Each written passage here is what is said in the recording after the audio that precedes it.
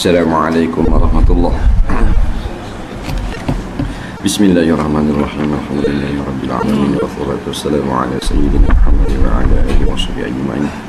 Subhanaka la ilma lana illa ma 'allamtana innaka antal alimul hakim. Wa la haula wa la quwwata illa billahil aliyyil azim.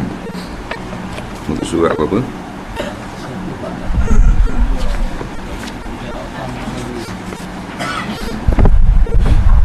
Jawapan kedua. Qala al-mu'allif rahimahullahu ta'ala wa nafa'ana wa iyyakum bi'ulumihi fid dharain amin ya rabbal alamin. Soalan kedua, apa hukum mengambil air sembahyang basuh dengan tidak sampai ke siku atau membasuh kaki tidak sampai ke buku lali? Masalah basuh tangan ketika ambil wuduk, siku tak kena ataupun tak kena buku lali. Jawabnya, wajib dibasuh tangan hingga sampai kepada siku dan siku juga hendaklah dibasuh sampai ke siku dan siku kena basuh. Bukan siapa kat siku berhenti. Tak, sampai ke siku basuh pula siku. Menurut firman Allah Ta'ala, wa aydiyakum ilal marafiq, dan basuhlah tangan kamu hingga ke siku. Maka jika siku tidak dibasuh, maka tidak sah wuduknya. Demikian juga membasuh kaki hendaklah sampai kepada buku lali. Menurut firman Allah Ta'ala, wa arjulakum ilal ka'bain, dan basuhlah kaki-kaki kamu hingga kepada buku lali. Dan buku lali juga termasuk ke dalam kaki yang wajib dibasuh dan disampaikan air kepadanya. Jika tidak berbuat demikian, maka tidak sah wuduk. Kerana ada orang yang berkata bahawa bila kita basuh tangan, tidak mesti kita basuh siku. Kerana dia kata, Tuhan kata wa aydiyakum ilal marafiq, kita basuh tangan sampai ke siku saja. Sampai ke siku dah basuh lah. Wa arjulakum ilal ka'bain, dan basuh dua kaki sampai ke buku lali. Siapa kat buku lali dah payah basuh dah, buku lali dah siapa dah situ. Jadi jawapannya, kalau buat lagu tu menurut mazhab Syafi'i tidak sah. Kerana maksud firman Allah wa aydiyakum ilal marafiq, iaitu wa aydiyakum ma'al marafiq. Ila ni dengan makna ma'a. Ila sehingga dengan makna berserta. Ila dengan makna berserta. Ila ni haraf ja. Haraf ja ni haraf yang mempunyai makna. Wal harfu ja'a li makna. Haraf-haraf yang datang membawa makna. Jadi ila di sini membawa makna serta. Basuhlah dua tangan serta siku. Basuhlah dua kaki serta buku lali. Serta ni dia kena basuh sama. Dia serta. Dia turut serta. Itu makna ma'a.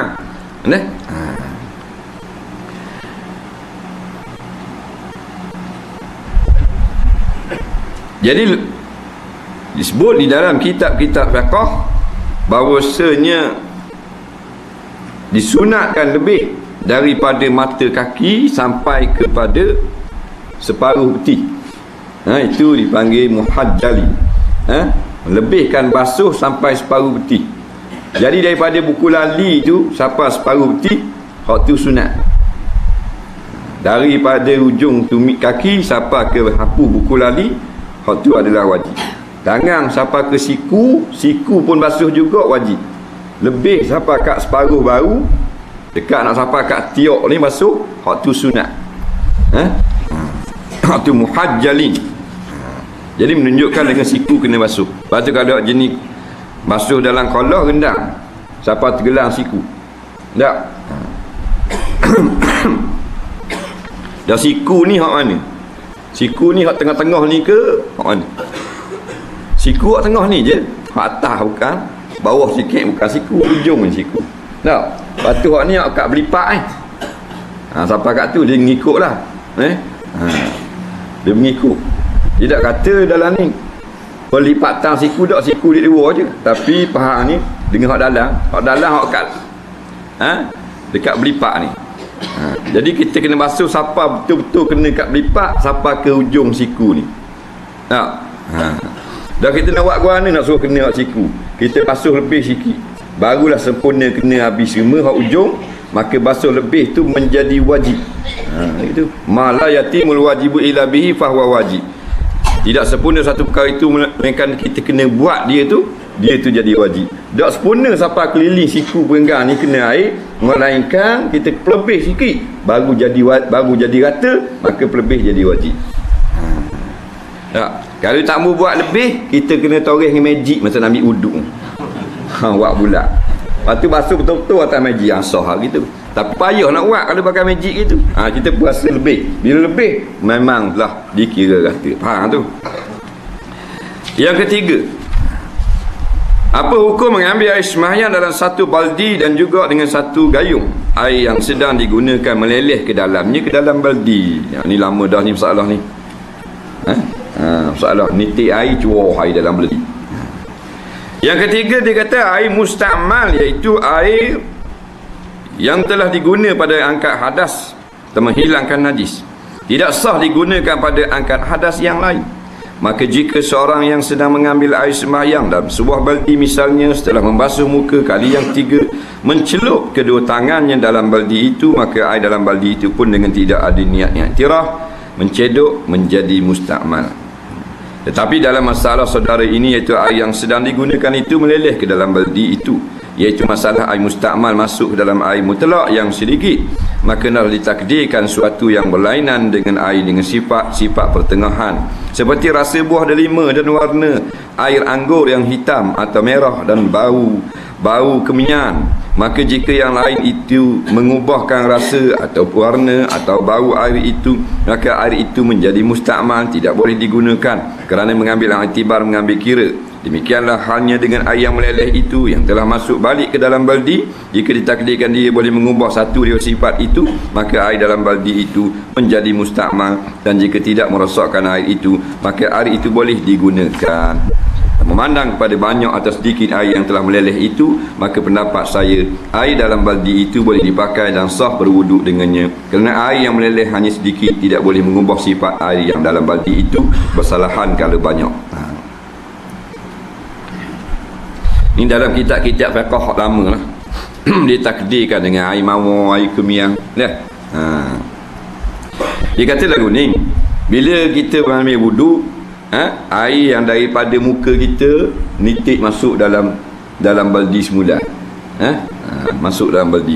Kalau tengah ambil basuh tangan, meneleh air dari tangan, tengah ambil wuduk, meneleh masuk dalam baldi. Tidak jadi mustakmal selalu. Kitab-kitab lama dibuat ibarat dengan takdirkan sesuatu yang meneleh tu, kita umpama kalau hak menitik tu air mawar. Banyak mana menitik. Menitik tu kita kalau menitik tu air yang menitik tu air bersih juga. Jadi bila jatuh tak ada beza. Jadi dia kata nak tahu beza, kita takdirlah air menitik tu air mawar. Kalau air mawar menitik lagu tu jatuh dalam baldi tu semula, gua ni berubah dah air dalam baldi tu. Berubah pasal banyak nitik ni. Boleh berubah jadi mustakmal. Dia takdir lagu tu.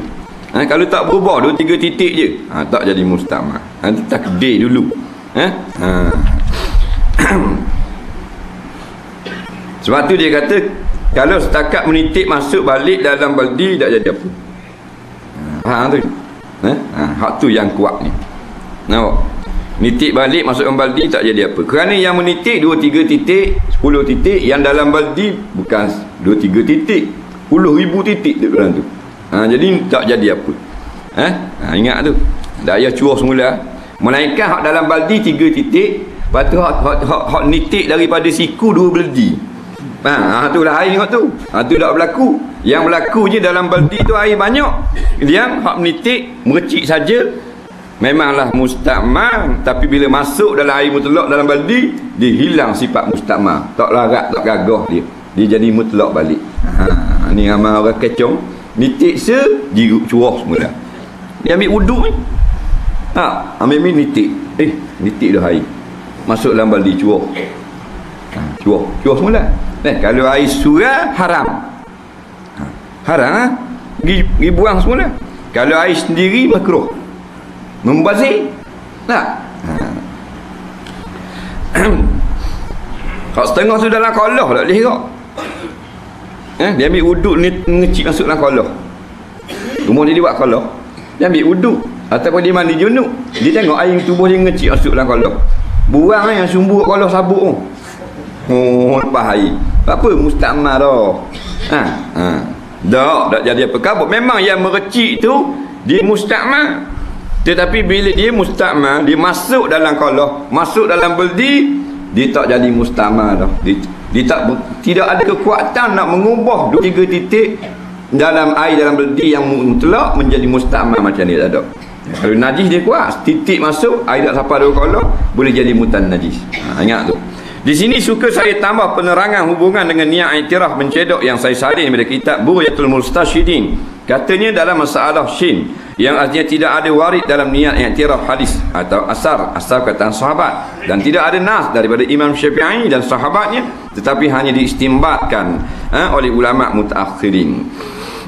Istimbat ni dikeluarkan hukum dan telah diikuti oleh sahabatnya dan jalan wajibnya adalah terang. Maka dari itu bila seorang yang berhadas itu memasukkan tangan selepas basuh muka pada kali yang ketiga, selagi dia tidak bermaksud berhenti di atas kali basuh, atau seorang yang junub tangannya kemudian daripada niat, jadilah air itu mustakmal, dinisbahkan lain daripada apa yang ada dalam bekas seperti baldi atau seumpamanya. Dan jalan bagi orang yang tidak mahu niat iktiraf, hendaklah dia mencedok air sebelum niat atau menuang air ke atas tapak tangan, dan tidaklah niat iktiraf itu menolak bagi niat wudu, bersalahan niat tabarrud bersejukkan. Setengah-setengah kitab mutaakhirin, kitab kemudian dia kata tangan kita ni boleh niat nyebok. Dia gitu pula. Ini fatwa ulama-ulama yang kemudian dulu tak sebut masalah ni. Bila kita dah basuh dah muka, basuh tangan, kita nak ambil air dalam beldi, nyebok tak ada. Nak ambil kan jadi mustakmal pula. Nak buat ke mana? Kan celup tangan pula, nak sapu kepala jadi mustakmal pula. Jadi ada ulama kata kita niat cebok. Niat cebok. Niat ambil air. Bila niat ambil air, kita ambil buat keluar, basuh kepala, kena tangan kita tadi pun dimaaf. Tidak jadi mustakmal. Niat nyebok. Tangan tu boleh jadi niat nyebok pula. Dia kata kalau kita niat lagu ni, dak hilang niat wuduk, dak rosak. Nampak? Padahal tadi niat mengambil wuduk, lepas tu mari niat iktiraf, niat nyebok pula, dak ganggu. Tak apa waktu pertengahan wuduk. Melainkan niat tabarruk. Niat tabarruk bersejuk ni jadi batal wuduk. Mana mula niat mengambil wuduk, siapa akak basuh tangan, mari niat biar naik, niat nak sejuk-sejuk diri lah pula. Dia lain tu jadi batal niat wuduk. Nampak dengan niat bersejuk. Tahu tak niat tabarruk? Haji Mak, Haji dengar niat tabarruk? Tak Haji dengar? Niat bersejuk. Dia banyak tempat niat bersejuk. Kita nak mandi. Tak? Kita masuk dalam bilik air. Kita niat bersejuk, niat tabarruk. Tubuh mana hangat, niat mana bersejuk, kita mandi. Nampak? Jadi tak mandi junub dah jadi. Niat bersejuk je. Nak suruh sejuk tubuh. Nak? Dalam wuduk boleh ke? Tapi dia tak batal. Dah? Dia tak batal. Niat tabarruk dia panggil, nak sejuk tubuh. Tak je dengar, tak apa dah. Nak? Itu maksudnya. Macam kata kita duduk seorang di rumah. Kita pun buang baju panas. Sanjang tu. Tak apa, niat tabarruk. Panas kan? Nampak? Dia panggil niat tabarruk. Asal tak boleh. Nampak? Tak boleh. Dia kena ada pakaian, kena ra'i kat malaikat, walaupun tak ada orang lain pun. Tak? Malaikat ada keliling. Tapi dah panas, kita buang baju tu niat tabarruk. Tak apa. Nak suruh sejuk tubuh. Pakai baju panas. Tak niat. Tak niat dia orang panggang kita. Dia kena niat tu. Apa yang kita lanjang ini seorang diri. Tabarruk. Panas sangat tubuh. Tak? Dia gitu. Dia kena niat berobat. Dia ada niat lagu tu. Dan telah bersalahan ulama pada niat iktiraf. Setengah mereka katakan wajib, yang lain pendapat tidak wajib. Ini khilaf pula ke dia.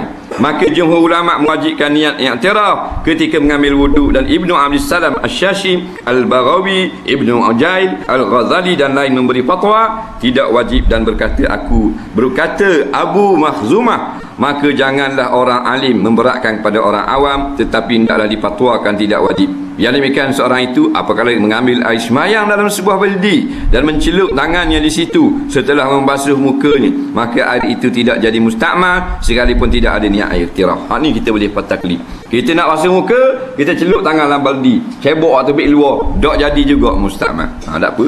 Ini banyak kau jadi mudah bagi kita. Air dalam baldi nak cuah tak boleh. Tak. Katakan dalam bekas nak cuah, kalau cuah boleh basuh gitu tak apa. Tapi kita katakan dalam bekas tu kita dah nak sanggeng bekas. Kita terpaksa kena cebok, nak basuh muka, nak basuh tangan. Cebok lah.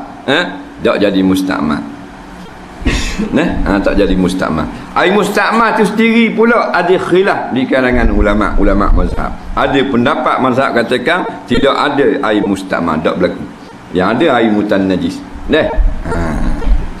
Jadi senanglah, kita ambil wuduk, celup tangan, dia tak jadi mustakmal. Kerana dalam mazhab Syafi'i sendiri ada pendapat mengatakan celup tak niat, cebok pun dimaafkan juga, tak ada masalah.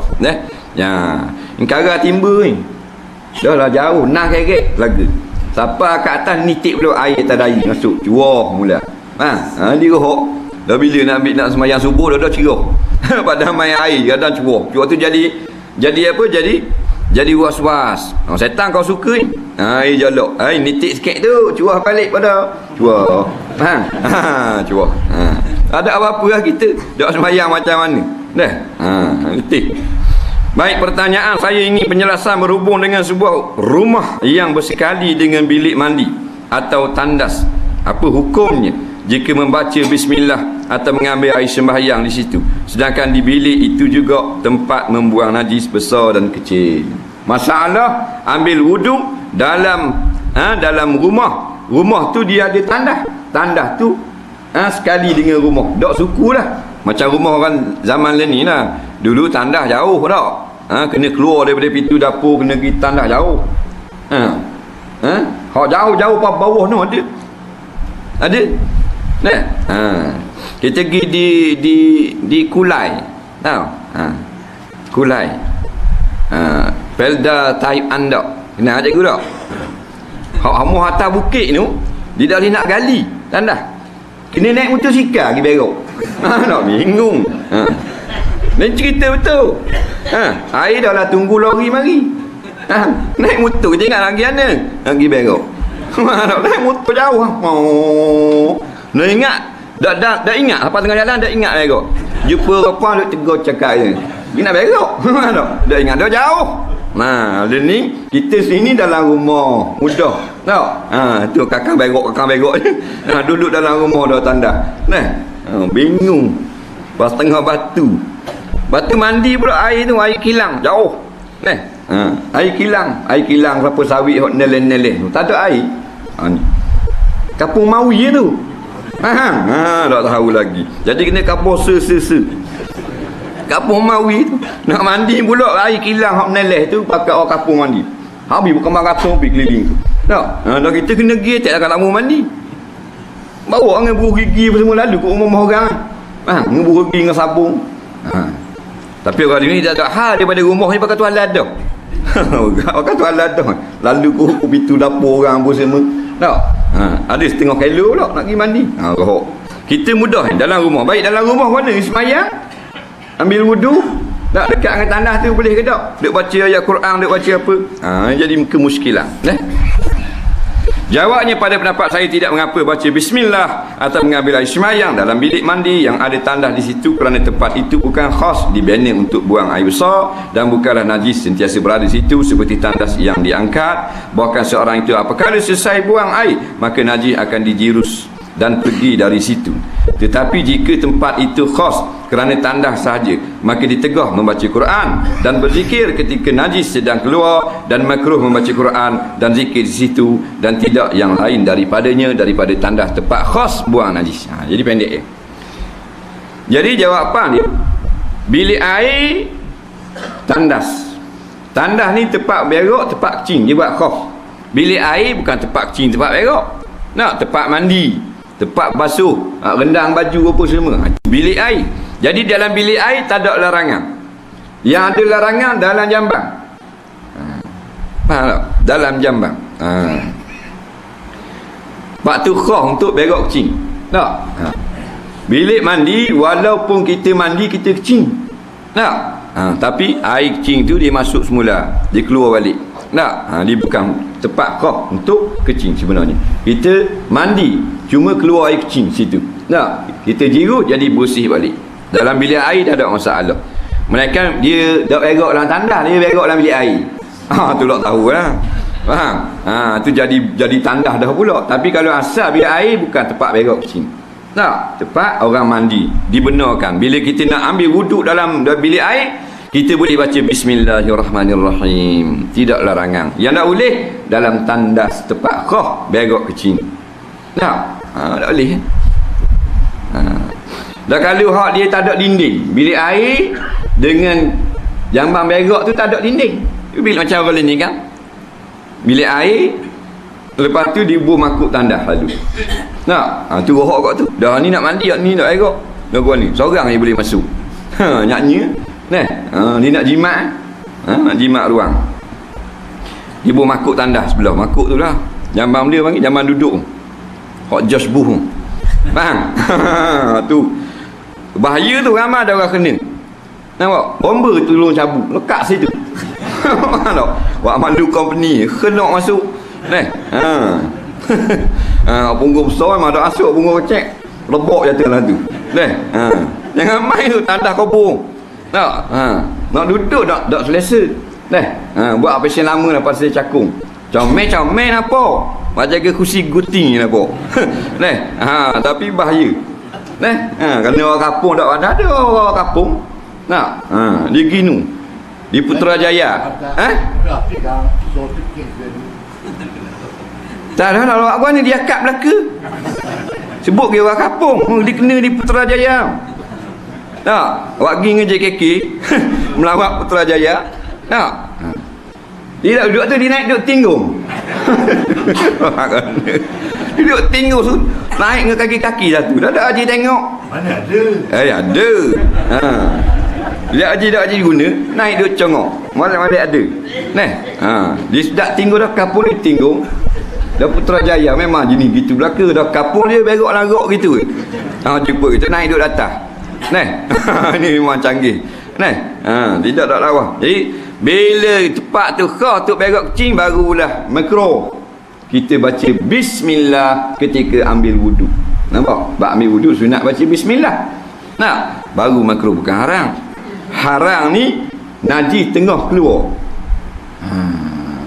Najis tengah keluar. Nampak?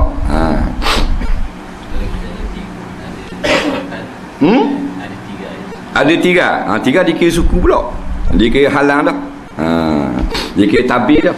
Nampak? Dia ukur suku-suku walaupun latar sama.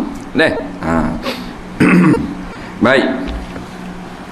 Soalan yang kedua, seorang mati meninggalkan anak dan harta, maka banyak manakah harta yang boleh diambil dari peninggalannya si mati buat belanja menyempurnakan keperluan di atasnya mayat. Masalah mati berlaku kematian, boleh ambil banyak mana harta si mati untuk keperluan si mati. Ingat ni masalah ni biasa berlaku lah. Tak? Jawabnya, dikeluarkan daripada harta si mati untuk disempurnakan mayat itu daripada kain kapan, kapas dan seumpamanya yang digunakan kerana mengapan orang mati, dan perbelanjaan itu hendaklah tidak melebihi daripada kebiasaan yang dibuat mengikut keadaannya, kaya atau miskin. Pendek yang dijawab. Pendek je. Dia nak ambil harta si mati, boleh jikalau dia tidak berwasiat. Kalau wasiat lain. Kalau mayat tidak wasiat apa-apa, tak ada sebarang wasiat, maka boleh ambil harta si mati untuk 4 perkara sahaja. Ingat tu, 4 sahaja. dipanggil tajhizul mayit, penyediaan simpan mayat. Empat perkara je: mandi, kapang, sembahyang, tanam. Hal lain tak boleh ambil. Ingat tu. Berlaku kematian ni, ayah, mak, tok ki. Tak?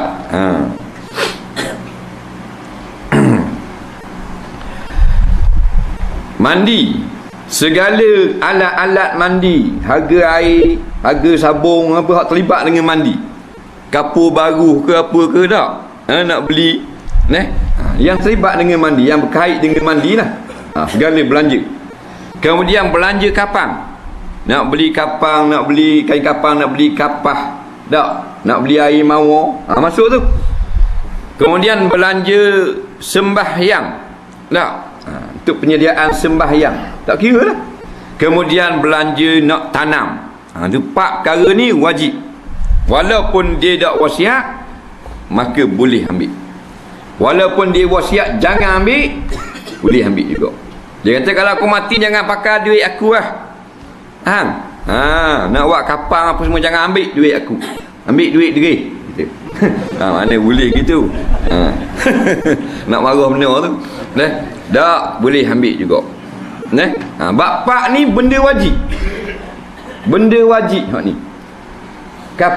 Mandi wajib, kapang wajib, sembahyang wajib dan tanam wajib. Tanam terlibat keranda, upah orang gali.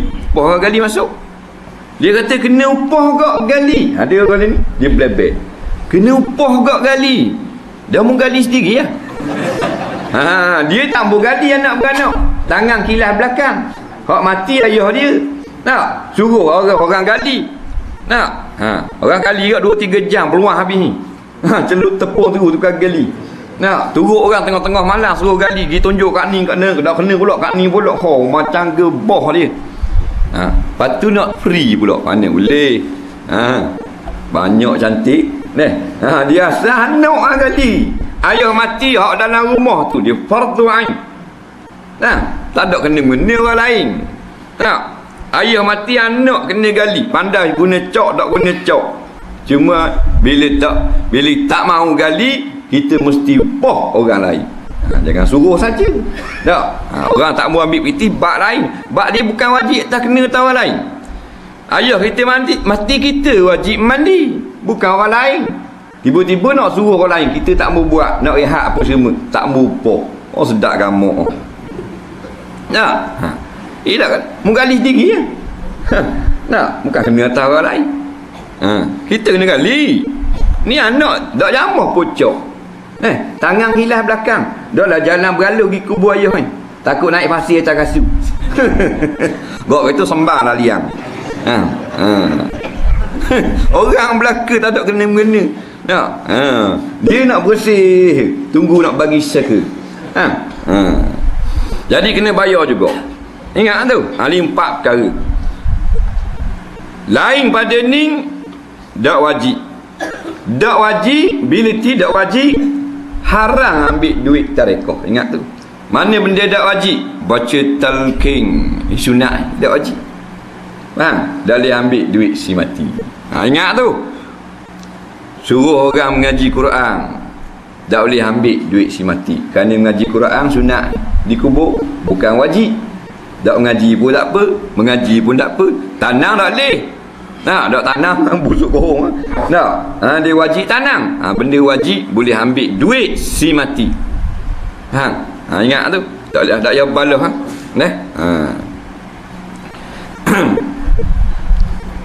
Tahlil wajib tak? Tak wajib. Tak boleh ambil duit si mati. Kalau guna duit si mati, kita tahu dah tak boleh makan. Di tahlil saja tak boleh makan. Melainkan waris setuju. Waris setuju. Jadi diterang pula. Jadi inilah 4 perkara yang wajib, yang berkait dengan mandi, kapang, sembahyang dan tanam. Kalau wasiat, kita kena ikut wasiat. Tak. Wasiat kita kena ikut. Kalau aku mati, mengkapanglah aku dengan kain biru, dia kata. Umpamanya. Ni nak terlampeh ni. Sebab bahasanya tak kabar. Jadi kain kapang putih. Awak mari. Awak asal. Ni dia wasiat dengan kain kapang biru. Wajib tunai? Wajib tunai. Syaratnya hak diminta tu benda tak menyalahi syarak dan tidak menyusahkan orang. Kalau menyusah, tak wajib tunai. Benda yang menyusah tak wajib tunai, benda yang bercanggah dengan syarak haram kita ikut dia. Dan ni bercanggah ke? Tidak bercanggah, sunat kapang kain putih. Faham?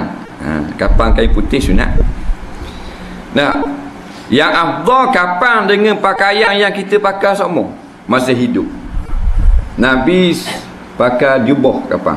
Pasal jubah tu lah kata Aisyah dia minat sangat pakai jubah tu. Jubah.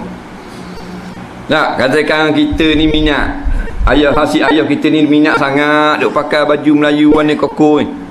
Tak? Kalau basah-basah sikit ambil dah pakai. Berahi sungguh kata. Maka afdal kapang dengan baju tu. Ambil mula dalam robok pergi pakai. Ni sunnah. Kita tak buat ni. Bahak kain putih tu. Bahak kain putih tu tutup kot luar di dalam. Nah, dia minat sangat kain plekat ni masa hidup. Cak gajah kipas ni. Tak? Ni kain plekat tu. Tak ada orang buat ni. Bukan kita. Gitu belaka dia kata. Pakaian dia berahi semua pakai masa hidup. Nah. Sebab tu kita kena pakai pakaian-pakaian yang munasabah dijadikan kapang kita. Nah, kita minat pakai pakaian yang kalau kita mati boleh jadi kapang kita. Jadi munasabah. Ni dia pakai pakaian yang kalau dia mati jadi tak comel kapang dengan pakaian tu. Mana? Ayah kita minat sangat baju merah ni. Belakang dia tulis Manchester United. Mana balik awal tu banyak. Nampak? Dah yang minat tu pakai amor. Pakai je merah tu lah. Ayah. Mayat David Beckham. Nampak guna ke dia? Dari minat tu. Jadi pakaian kita biar munasabah. Kalau mati bila-bila masa comel buat kapang. Betul tak? Dia minat sangat kain plekat baju Melayu. Sabar tak? Sabar. Kalau orang mati pakai kain plekat baju Melayu. Kena dah. Tadi dia wasiat kalau mati kain kapang nak biru juga. Tak apa beli. Kena beli pula. Nak beli tu boleh ambil duit. Boleh ambil duit. Faham? Kalau benda bid'ah tak boleh. Pakaian kain kapang pilihan warna daripada si mati bukan bid'ah. Bendera. Dia nak bendera pun bendera. Dia hormat bendera. Quran tidak hormat bendera. Cacang bangun. Apa berdiri ke bendera? Cikgu bangun kau. Tak? Bangun cacang apa yang padak gerok. Kata kau orang.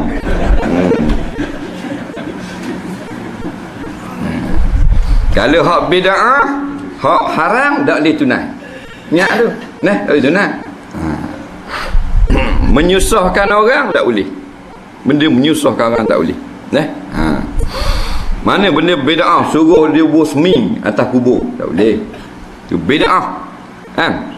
Suruh konkrit, suruh bermozaik apa semua tu bid'ah.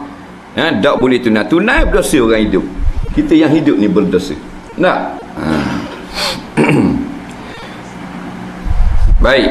Yang keempat, yang ketiga, apa hukum isteri ambillah harta peninggalan bekas suami yang mati kerana membuat jamuan atau berkenduri menghimpunkan orang ramai kerananya. Ditanya hukum isteri ambil harta si mati buat makan orang ramai pula. Hak tadi 4 perkara, hak wajib. Hak ni belanja buat makan dia, buat jamuan. Tahlil lah ni. Tak buat jamuan. Suami mati. Dia pun soalan suami mau mati. Wah, orang isteri mati tak? Tak sedap. Suami yang mau mati. Dia tak mati-mati dia. Dia mati belaka. Tak? Suami mati, isteri mati belaka. Tak? Cuma tak sama dia. Dia tak sama. Dalam masa-masa kasih tu dia kata sehidup semati. Masa kasih. Dia tak? Sehidup semati. Betul tak? Sehidup semati. Berlaku tak? Betul lah. Sehidup. semati. Nah, bukan mati dua-dua. Mati dua-dua baru kasih benar. Mati berdua-dua. Tu lain. Ni sehidup semati. Sehidup mampu ke kan? Dia gitu. Faham? Betul dah, sehidup semati. Ha? Kau puang kau. Dia menangis latuk lelaki mati tu. Tengok. Bapaknya ngejang-ngejang kaki. Tengok senyang rambut, cabut sanggup. Laki aku. Dah naik rupu kubur nikah. Allah kau puang. Tengok. Gaduh dia. Orang lelaki kau kalau bini mati tak nikah bila-bila. Baik ni orang lelaki. Tu Dr. Imam. Nampak tu orang lelaki dia sabar. Lepas tu Tuhan dah buat edah dia. Dah buat edah orang lelaki. Ni tak ada edah. Mana kalau orang tengah mandi dia nikah halu. Tak ada. Tapi tak nikah bila-bila. Pasal kasih sungguh. Lepas tu apa dia buat edah 4 bulan 10 hari. Kena sabar dulu. Pasal dia gaduh. Kalau tak ada edah, orang duduk mandi masuk cicing. Nak nikah saja. Baik, tidak boleh belanja daripada harta si mati untuk jamuan kenduri atau seumpamanya. Tak boleh. Kerana tidak ada termasuk dalam perkara tajhis mayat. Tak boleh. Melain tetapi jika ahli waris semuanya setuju, maka tidak mengapa kerana harta seorang itu akan berpindah menjadi harta waris apabila ia mati. Tetapi hendaklah dikeluarkan dulu daripada itu. Daripada mana? Daripada buat kenduri untuk menyempurnakan wasiatnya, hutangnya dan belanja menyempurnakan kematiannya. Baik. Kalau waris tak setuju, tak boleh ambil. Batulah yang ni yang kata setengah daripada yang haram dalam masalah tahlil, iaitu menjamu orang dengan menggunakan duit si mati tanpa si mati wasiat. Kalau wasiat boleh. Kalau aku mati mun tolong tahlil lah kaku dia makan kau orang ajak baca Quran 2-3 hari tak umpamanya. Maka dia wasiat. Dia tengok dulu tahlil tu haram boleh tak haram. Baca la ilaha illallah haram boleh. Tak? Tak haram maka boleh tunai. Tak pesan tidak boleh ambil duit. Buat boleh tak boleh ambil duit. Kalau ambil duit haram makan. Melainkan semua waris bersetuju. Tak? Kalau semua waris bersetuju, maka semua waris itu sama macam kebenaran mayat. Tapi syarat ingat, dalam semua waris tidak ada seorang pun yang belum yang belum berakal. Kalau ada seorang tak berakal lagi, tak jadi. Tak jadi. Sebab dia tak panggil persetujuan semua waris. Seorang ni waris cek hidup dalam buah. Nak setuju ke ni? Tak sah kira dia budak-budak. Tak sah. Dia ada orang ni. Persetujuan waris. 2 orang waris cek pergi budak. Dia pakai boleh sah kira budak-budak hukumnya tak sah. Faham? Dia kena orang yang berakal rasyid dah. Baru boleh beri persetujuan. Nampak? Baru boleh. Macam masalah nak wasiat lebih pada 1/3. Dia nak wasiat kata dia lebih pada, ataupun dia nak wasiat kepada waris. Dia nak kepada isteri dia, nak kepada anak dia sulung. Asal tak boleh, melainkan semua waris setuju tak, baru boleh kepada anak sulung. Tiba-tiba dalam waris ni ada seorang cik budak, tak sah, maka tak boleh kan? Maka tak boleh. Pasal persetujuan budak tidak diiktiraf oleh syarak. Tu ingat tu. Baik. Jadi dia kata masalah buat kenduri tak masuk. Jangan, kalau nak buat juga jangan ambil duit si mati. Duit si mati ni duit yang dimiliki oleh mayat sebelum menghembus nafas. Ingat tu. Takut tak faham. Duit tu harta tu dimiliki oleh mayat sebelum dia menghembus nafas. Maknanya sebelum mati. Kalau boleh selepas mati, tu lain tu. Nampak? Boleh ke mana? Milik selepas mati tak boleh. Tapi kalau boleh selepas mati, waktu hak mayat lagi. Nak macam duit simpanan dia masa dia bekerja, dia panggil EPF.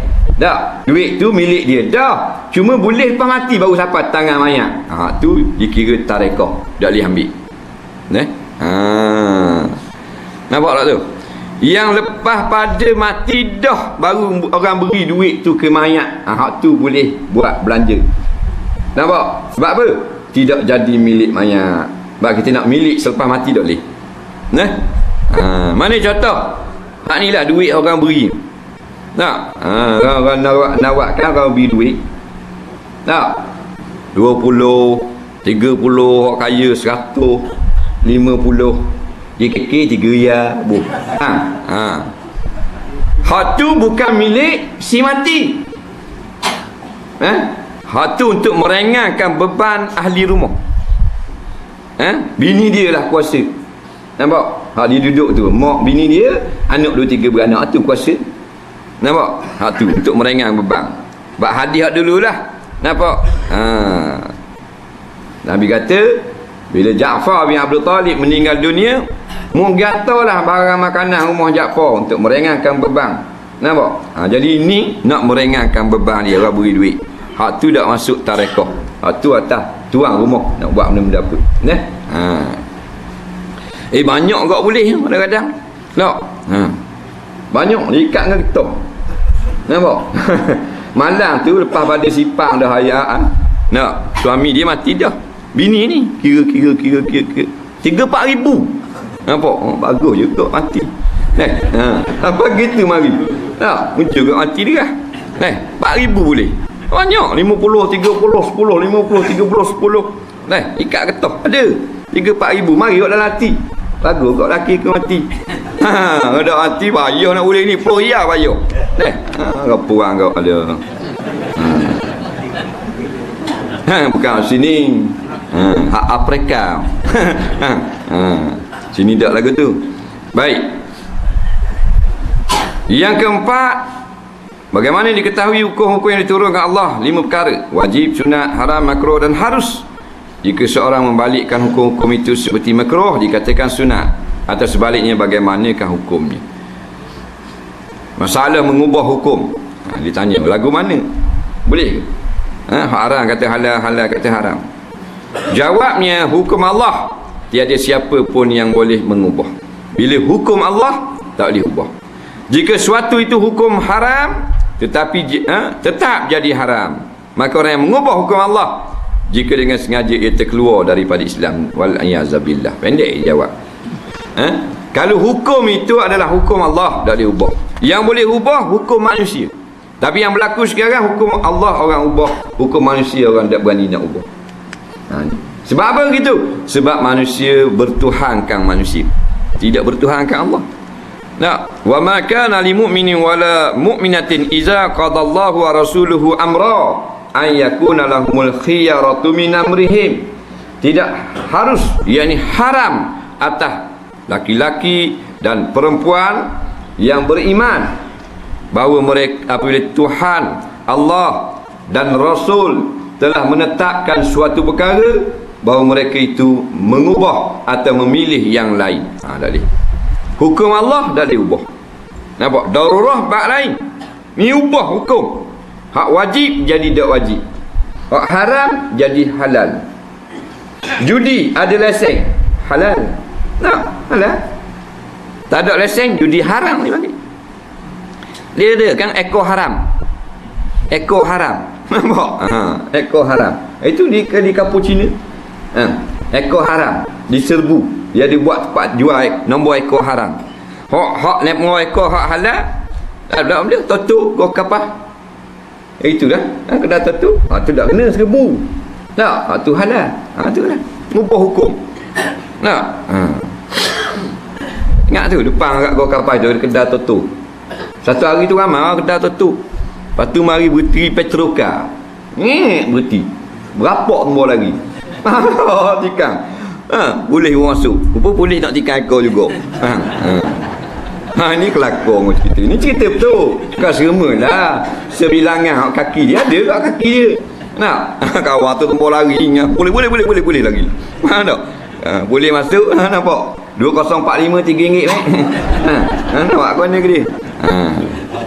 Jadi rosak nama Abi. Nampak? Dah boleh tukar. Tapi apa kita ni tak berani nak pindah hukum manusia, tak berani langgar hukum Allah, berani langgar. Pasal apa? Pasal hukuman Allah atas kita adalah lambat, hukuman manusia atas kita cepat. Bila kita langgar hukuman manusia, cepat mari pulak siapa surat samang lalu. Dia terah. Kita takut barang segera. Hak barang lambat tak takut. Kan barang lambat tak takut, tak bimbang sikit. Barang jauh.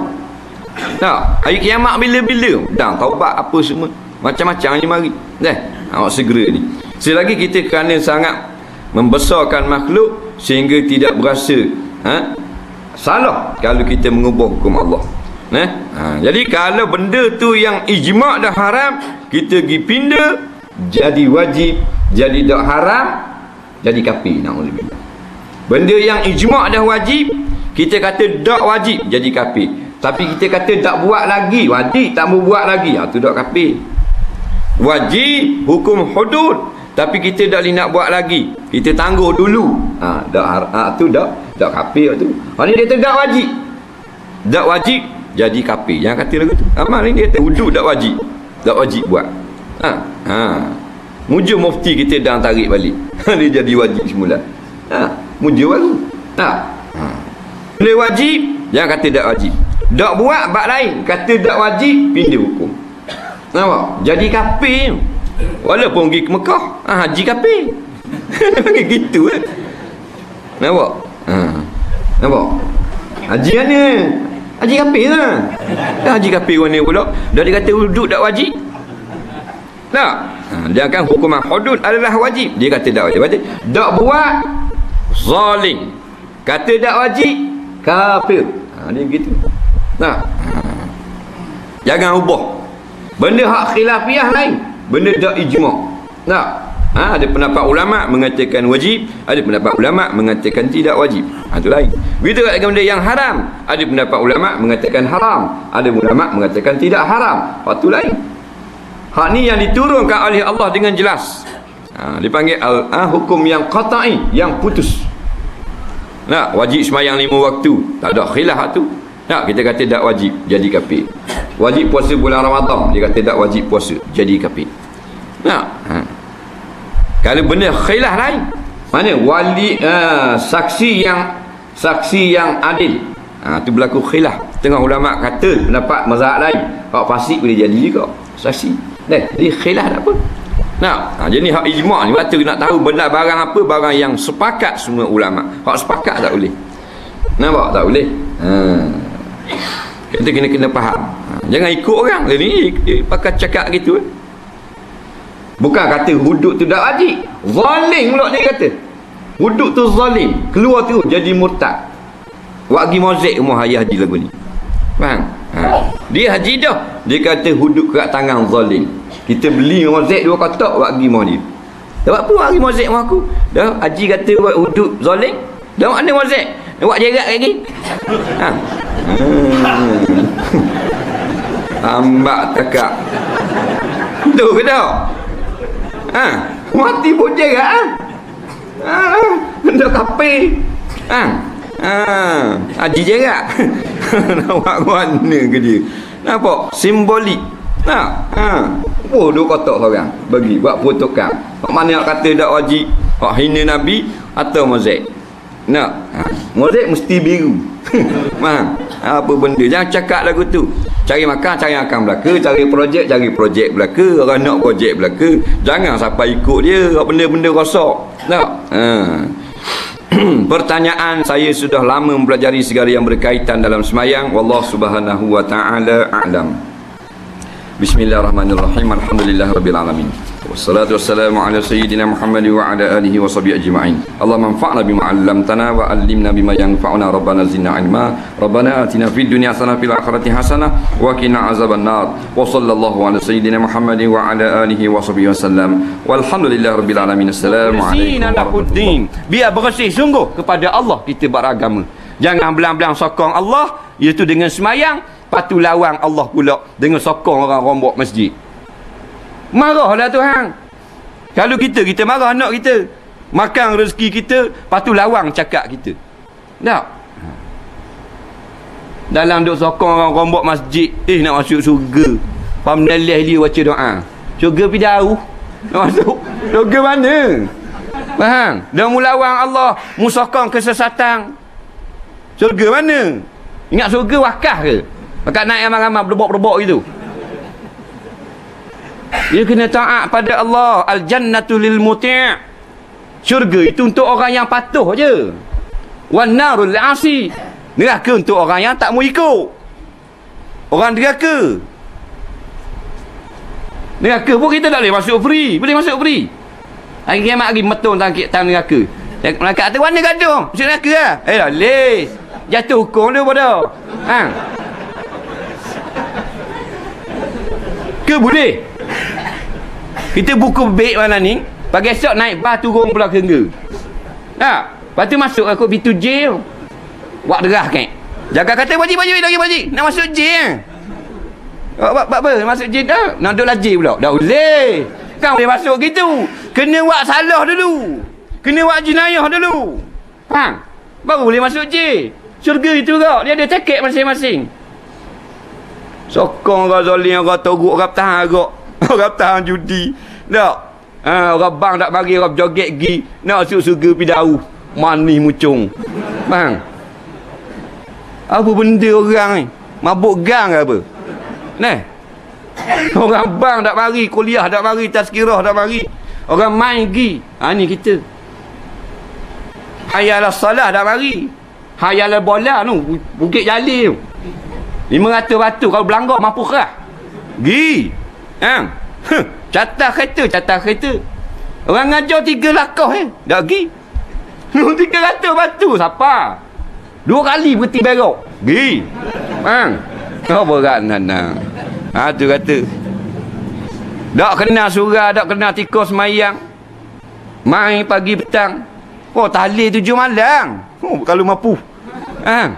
Tu Iman 2 malam tahlil. Dia tak mayan 7 malam.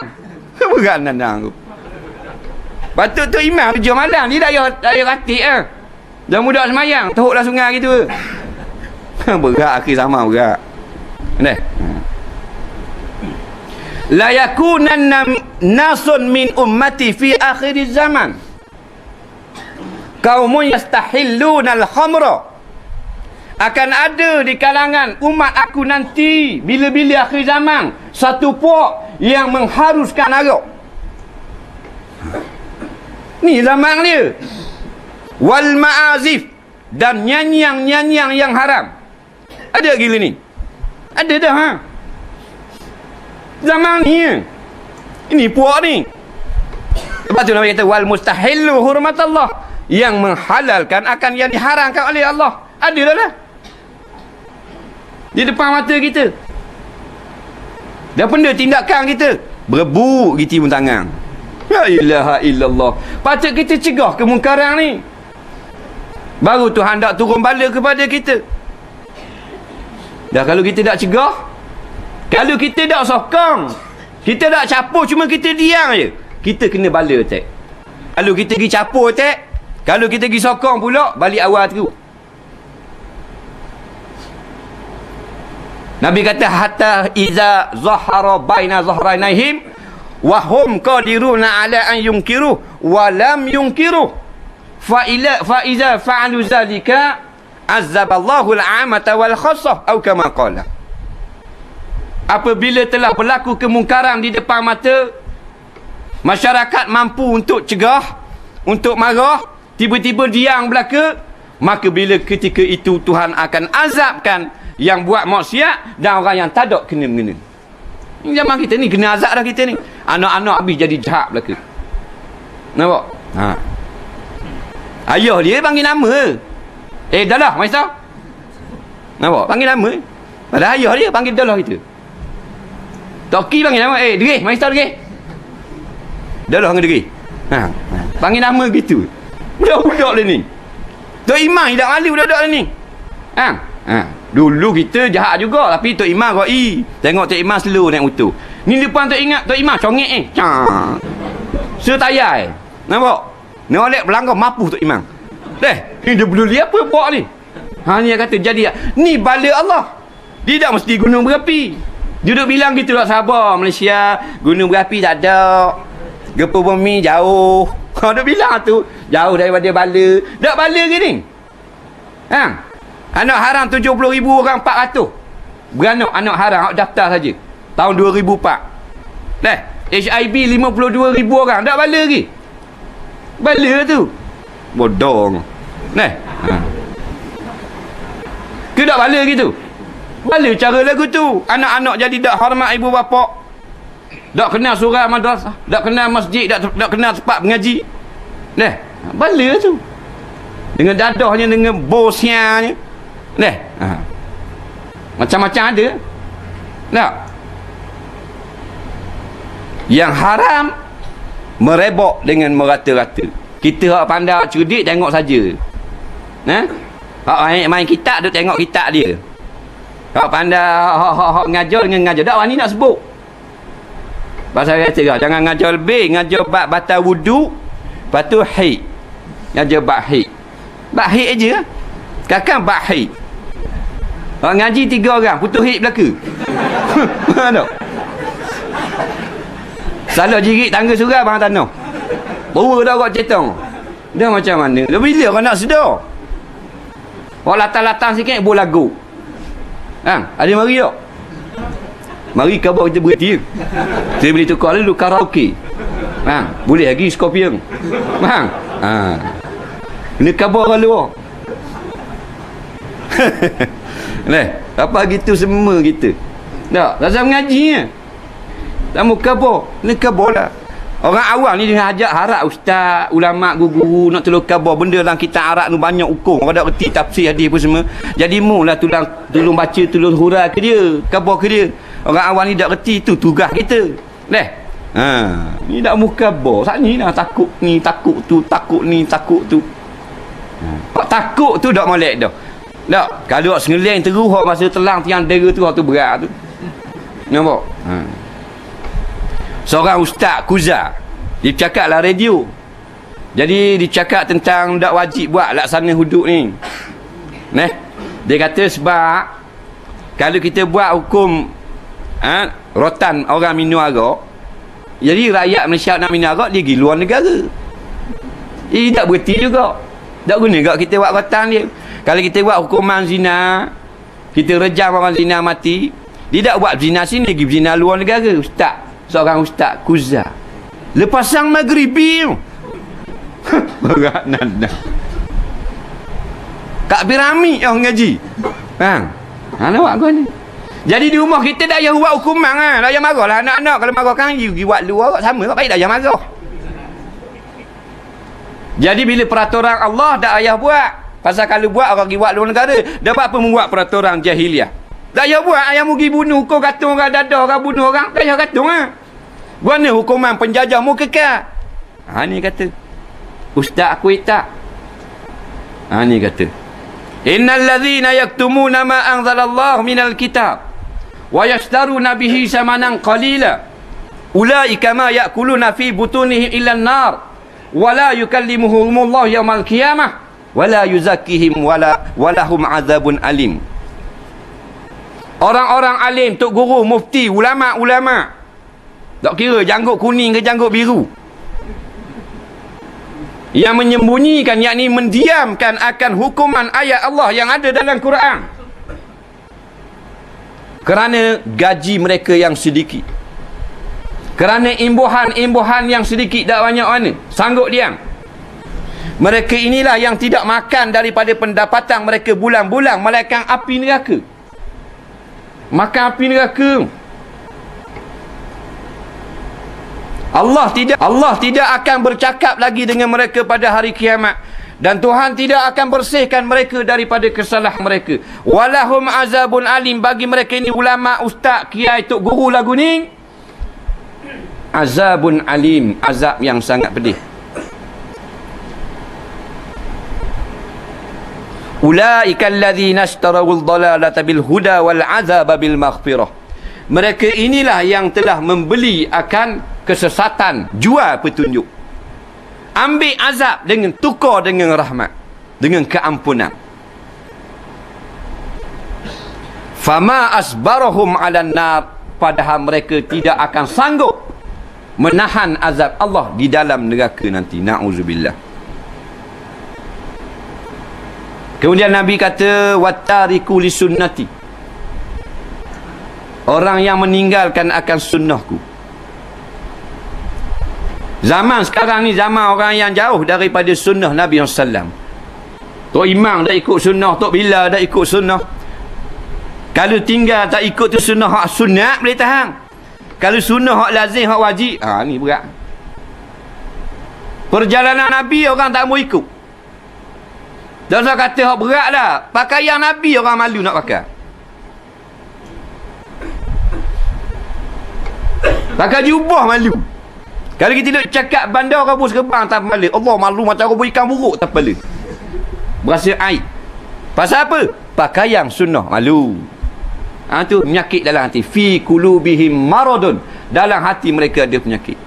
Patut nak syafaat Nabi. Pelik sungguh. 99 jenis gila dia. Tak? Sunnah Nabi malu, patut nak syafaat Nabi. Tak masuk akal kita nak mikir. Pening kepala. Tengok budak-budak mana ada pakaian sunnah. Dah ikut sunnah daripada celek mata sampai ke kejang. Semua amalan ikut, tak ikut sunnah. Ikut Yahudi Nasara.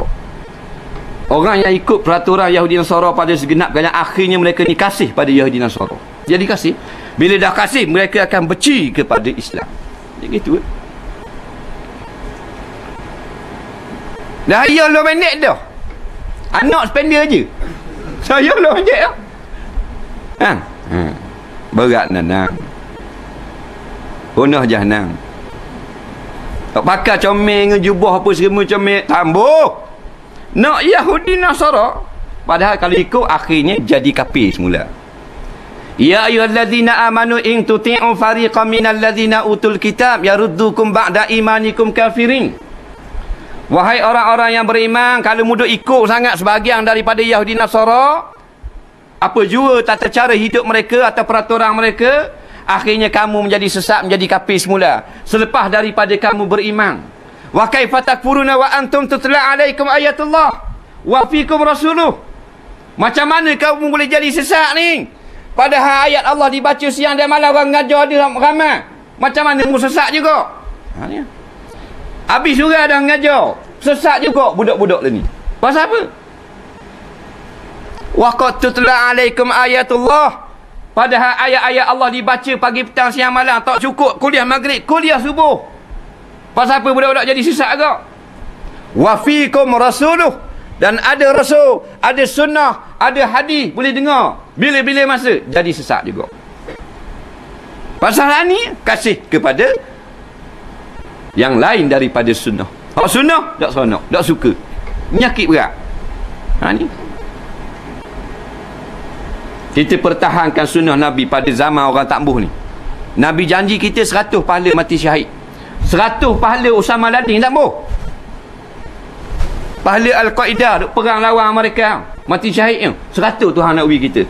Man tamassaka bi sunnati, man tamassak bi sunnati inda fasadi ummati falahu ajru mi'ati syahid atau kama qala. Barang siapa yang mempertahankan, berpegang dengan sunnah aku ketika umat aku telah rosak binasa, jadi habis, jadi binatang habis dah, jadi punah jana habis dah, kita pertahan lagi sunnah Nabi, baginya 100 pahala mati syahid. Dalam hadis tu, bukan kita ambil dalam komik Raja Rimba atau Pedang Setiawang dah, dalam kitab hadis. Tapi nak gua ni tak mau pakai hadis. Dia kata jala pakai macam luar neleh. Luar neleh. Muka dah lauduh. Luar neleh. Siapa neleh ni nampak luar dalam luar. Nyanda di tangga tiang bah. Tersebah. Luar neleh, wuduh ke jenis. Duduk di mana bang? Banggu leleh. Oh, patut neleh. Patut pun neleh luar. Dah ni rambut kuning pula. Duduk mana? Punya lah, patut macam naiknya. Hak molek tambah nak ikut tadi kan. Sampai Nabi kata dalam hadis yang lain, hatta law dakhalu jurra dabbin tabi'tumuhum Allahu rabbi na'udzubillah. Muni akan ikut umat aku ni, Yahudi Nasara akan ikut. Sampai kalau Yahudi Nasara masuk lubang bewok pun mu akan ikut. Nabi kata. Nampak? Kalau lubang puyuh boleh tahan kira. Lubang bewok terus. Dobbing, bewok ke krokodil ke apa? Ustaz? Bewok kena kata. Hak Nabi tak kata jangan tambah. Kata ni hak Nabi kata. Jangan marah. Tak? Tak mau mari dah ngelah.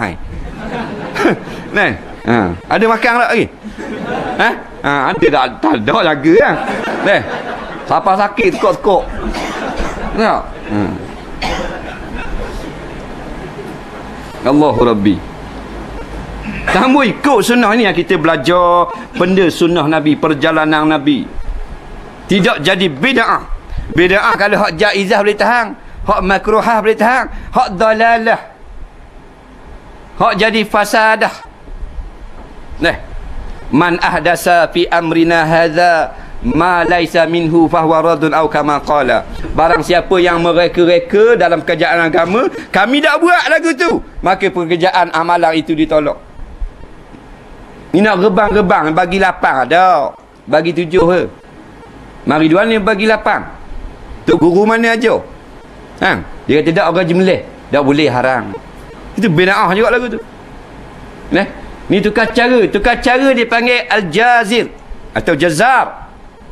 Tukang lapah, tukang cara, tukang perebah, tukang jirik, tekak lembu. Faham tak? Ia belaka tu. Tak boleh upah dia. Nak beri boleh. Beri macam biasa, hadiah macam biasa, supik seorang. Jangan tambung buh dalam beseng itu. Hukum haram. Nak buat benda sunat, dah jahil punya pasal, jadi haram. Dah balik modal, mampu saja 340. Nak, dah lah lembu kru kakek.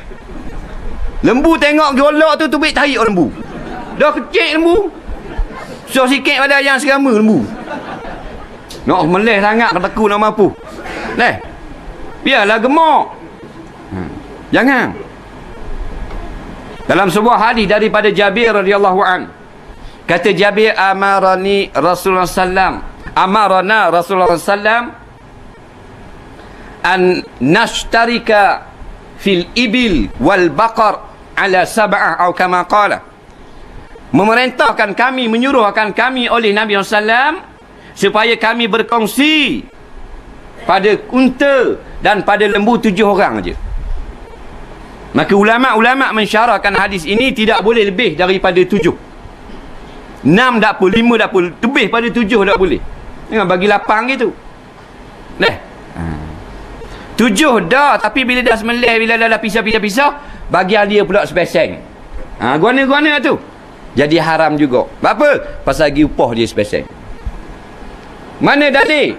Kata Sayyidina Ali karamallahu wajhah, amarani Rasulullah SAW an akuma ala budni wa an atasaddaqa biluhumiha wa juludiha wa ajillatiha wa an la nu'ti al-jaizira syai'an minha wa qala nahnu nu'tihi min indina aw kama qala. Telah wakilkan kepada aku oleh Nabi SAW supaya aku bicara, aku buat kerja, aku cara unta Nabi. Yang Ali kata Nabi suruh aku cara unta kurban dia, dan Nabi pesan supaya sedekahkan dengan daging, kulit dan lain-lain. Tu sedekah. Dan Nabi pesan supaya tidak kami beri akan tukang cara, tukang lapah, tukang sembelih sedikit pun daripadanya, kata ulama, atas dasar upah.